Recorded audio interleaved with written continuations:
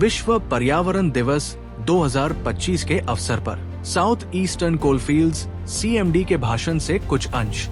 न सिर्फ हमें ये एक याद दिलाता है कि हम लोग पर्यावरण को कैसे संरक्षित करें, लेकिन इंडिविजुअली नहीं, एक समूह के तौर पर, एक ग्रुप के तौर पर हमारी ये रिस्पॉन्सिबिलिटी भी याद दिलाता है कि हम लोग आने वाले समय में हमारी जो पीढ़ियां हैं आने वाली हैं उनके लिए कैसा संसार, कैसी प्रकृति, कैसा वातावरण छोड़ के जाएंगे और उसको संरक्षित करने के लिए हमारे क्या कदम होने चाहिए।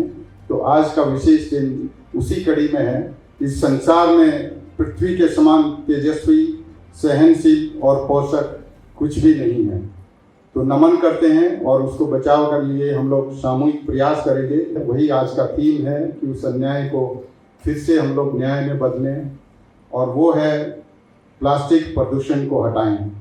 हमारा अगर देखें पूरे विश्व में तो 400 मिलियन टन कचरा उत्पादन होता है, उसमें से 50% के करीब आपका जो सिंगल यूज प्लास्टिक है वो है, और भारत में भी उसी मात्रा में ही है ये। इसको हम लोगों को कम करना है। यहाँ पर हमारी जो सरकार है, हमारे माननीय प्रधानमंत्री जी हैं, माननीय कोयला मंत्री जी हैं, उनका विजन है एक पेड़ माँ के नाम। और हमारी जो एनवायरमेंट फॉरेस्ट टीम है वो पूरे CCL की तरफ से सिर्फ ना हमारे कर्मचारियों को लेकिन आसपास के लोगों में भी ये पेड़ डिस्ट्रीब्यूट करेंगे। और हम लोग भी अपनी तरफ से इसको पूरे ही एक रेस्पॉन्सिबिलिटी लेते हुए कि एक पेड़ माँ के नाम, क्योंकि पृथ्वी कहीं ना कहीं हमारे मातृ रूप में भी हमारी पालना करती है।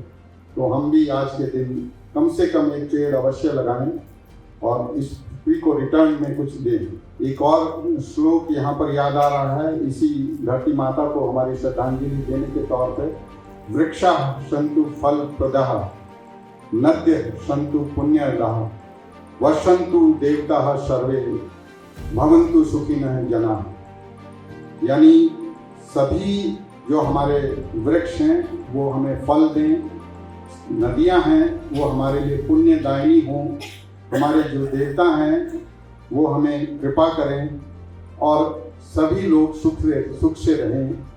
इसी भाव के साथ, इसी संकल्प के साथ मैं पुनः आप सभी से आह्वान करता हूं कि हम लोग मिलकर एक CCL परिवार एक स्वयं में, अपने अपने घर में, अपने बच्चों के साथ और अपने कार्यस्थल पर कुछ ना कुछ ऐसा अवश्य करें जो कि हमारे आने वाले समय के लिए, हमारी आने वाली पीढ़ियों के लिए स्वयं के वातावरण को कहीं ना कहीं पर्यावरण संरक्षण की दिशा में आगे बढ़ाएं।